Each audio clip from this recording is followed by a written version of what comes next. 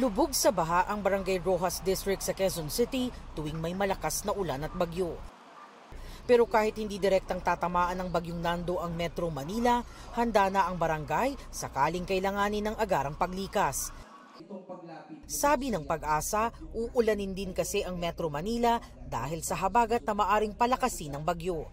Nakaantabay ang kanilang rescue boat at modular tents.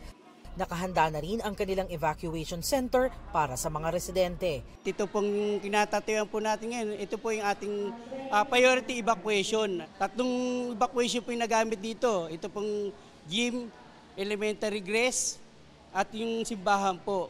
Na kung saan lahat po yan kailangan po bigyan pansin at sa ganun po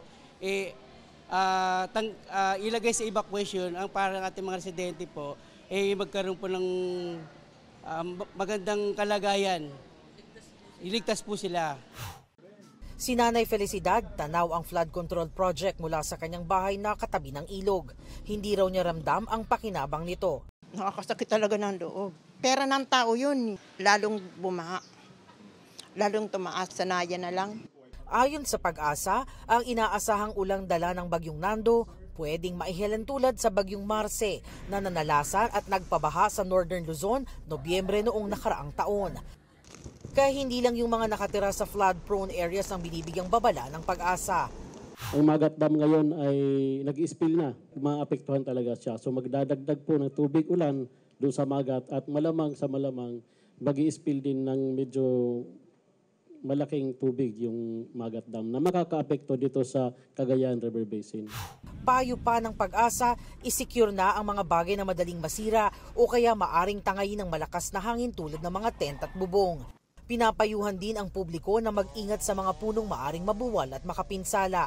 Yung ating pamilya mismo sa bahay natin, gumawa tayo ng plano na kapag ganito na yung sitwasyon, dapat coordinated tayo sa mga DRRM offices para sa mga tamang aksyon na gagawin natin. Maghanda rin tayo ng emergency kit, mga pagkain na pwede nating itabi.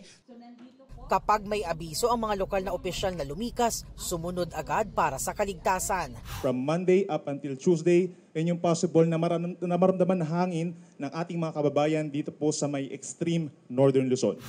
Para sa GMA Integrated News, Jamie Santos, nakatutok 24 oras.